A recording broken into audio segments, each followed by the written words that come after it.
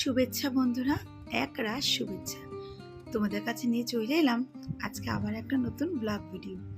তো দীঘা ট্যুরের কিছু মোমেন্ট আমি তোমাদের কাছে শেয়ার করতে পারিনি, কারণ এটা আমার কাছে ছিল না, আমার বান্ধবীর কাছে ছিল তোলা। তো আমার বান্ধবী পাঠিয়েছে আমাকে ফোনে। তো এখন ভাবলাম এই মোমেন্টটা যদি আমি শেয়ার না করি তো আমার অনেক কিছুই তোমাদের কাছে অধুরা থেকে যাবে শেয়ার করাটা। আমার এই মোমেন্টটা ভীষণ ভালো লেগেছিলো, এই যে বাসে যাওয়ার এই মোমেন্টে গান শুনতে শুনতে এত ভালো লেগেছিল। তো আমি শেয়ার না করে পারলাম না, তাই এটা আমি তোমাদের কাছে তুলে ধরলাম যে বাসে আমরা কত মজা করতে করতে গেছি, যে আমার বাসে ভমিটিং হয়, হেডেক, আমি এসব ভুলেই গেছি। এত আনন্দ হচ্ছিল গান শুনতে শুনতে, গল্প করতে করতে, খুব ভালো সময় কেটেছে।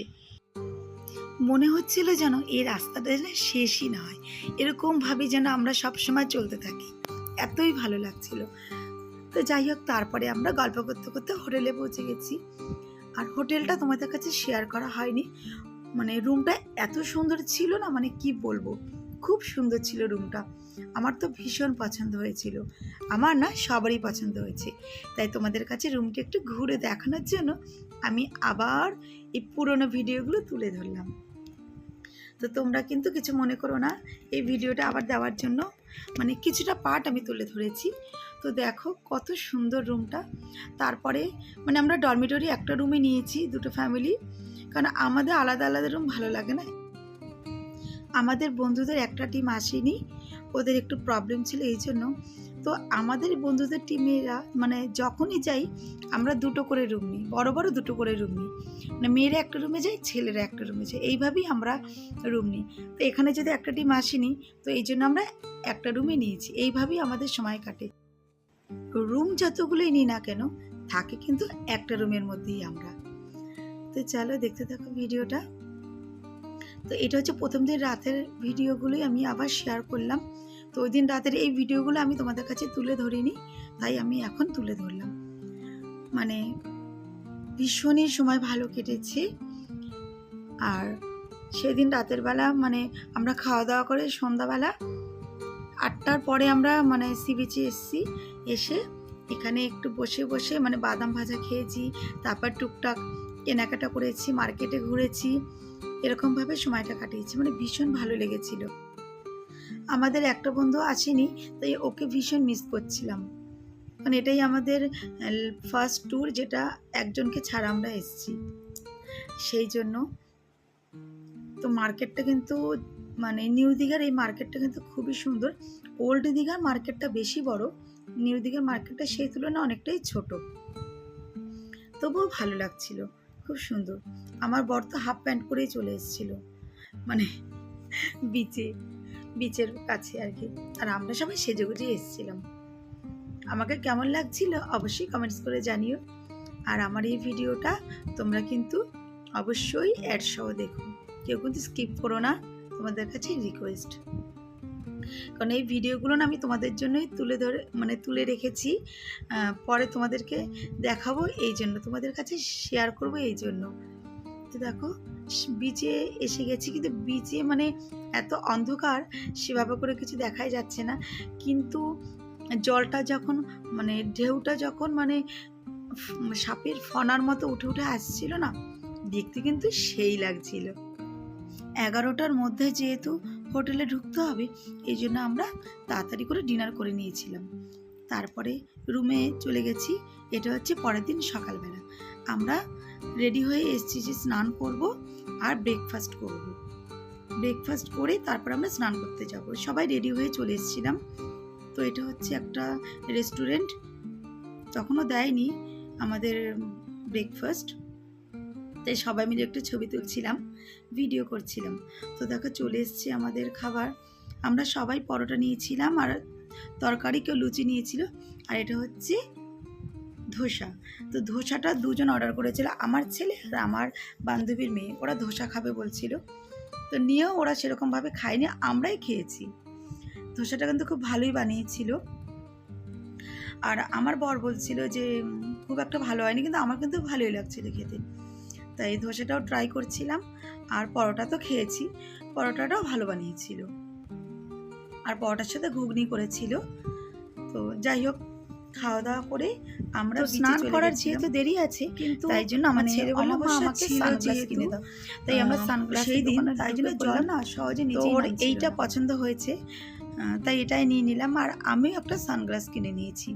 তো দেখো এখন বাজে বেলা 12টা, তখনও কত জোয়ারের জল আছে দেখো, তখনও ভীষণ পরিমাণে ঢেউ হচ্ছিল। তাই আমরা আর মানে স্নান করিনি, আমরা হাঁটতে হাঁটতে অনেকটা দূর চলে গেছিলাম, ওখানে গিয়ে বসেছিলাম। দেখতে কিন্তু ভীষণই ভালো লাগছিল, কিন্তু এত রোদ উঠেছিল মানে কি বলবো, আমরা তো অর্ধেক কালো ওখানেই হয়ে গেছি। সবাই বলে সমুদ্রের জলে নামলে কালো হয়, আমরা না নেমেই কালো হয়ে গেছিলাম রোদের তাপে, এত পরিমাণে রোদ উঠেছিল।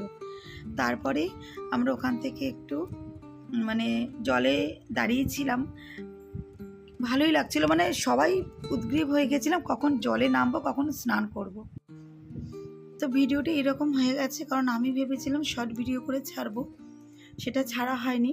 এইভাবে করেই তোমাদের কাছে এই জন্য ভিডিওটা দিয়ে দিলাম, তোমরা একটু কষ্ট করে দেখে নিও প্লিজ। তারপরে মানে এত ঢেউ হচ্ছিল, জলে আর আমরা নামতে পারিনি। এরপর আমরা ঘুরে ফিরে না একটু হোটেলে চলে গেছিলাম, হোটেলে গিয়ে একটু রেস্ট নিয়ে আবার চলে এসেছিলাম। এসে মানে বিচের পাশে বসেছিলাম। তারপরে যেতে যেতে একটু আইসক্রিম খেয়ে নিলাম, কারণ সকালে ব্রেকফাস্টটা ভারী হয়েছে, তারপর আর কিছু খাওয়া হয়নি। এখন ভাবছি একটু আইসক্রিম খেয়ে নিই।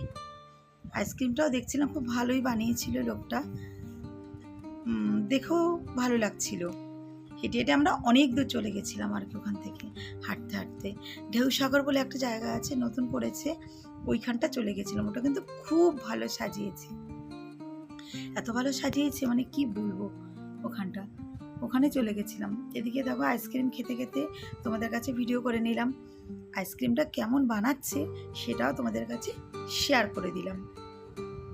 আইসক্রিমের উপরে অনেকগুলি করে লেয়ার দিয়ে দিয়ে দিয়ে দিয়ে আইসক্রিমটা বানাচ্ছিল একটু অন্যরকমভাবে, আর খেতেও খুব ভালো হয়েছিল আর কি আইসক্রিমটা। তো যাই হোক, আইসক্রিম খেতে খেতে আমি একটু রিলসও বানিয়ে নিয়েছি, এখানে অনেক রিলসই বানিয়েছি এখানে, তোমরা দেখবি আমার ইউটিউব চ্যানেলে আছে আর আমার ফেসবুক পেজে আছে রিলস, তোমরা সবাই দেখো।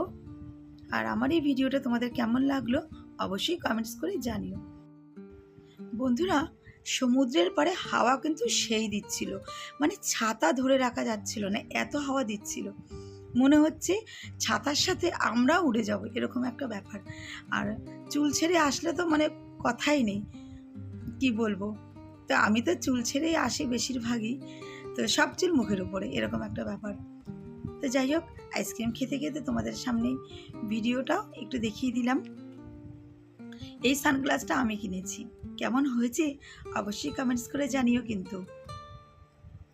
তারপরে এখান থেকে আমরা চলে গেলাম আর একটু দূরে গল্প করতে করতে।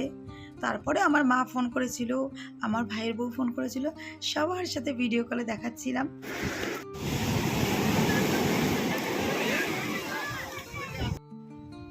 ঢেউয়ের গর্জনটা শোনো শুধু তোমরা, আর ওদের আর তর সইছিল না, তো বোল্ডারের পাশে বসেই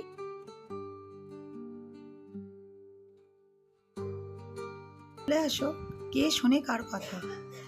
তো এখানে সময়টা মানে সেই কেটেছে, আর এখানে আমিও অনেক রিলস বানিয়েছি, তোমরা দেখবে।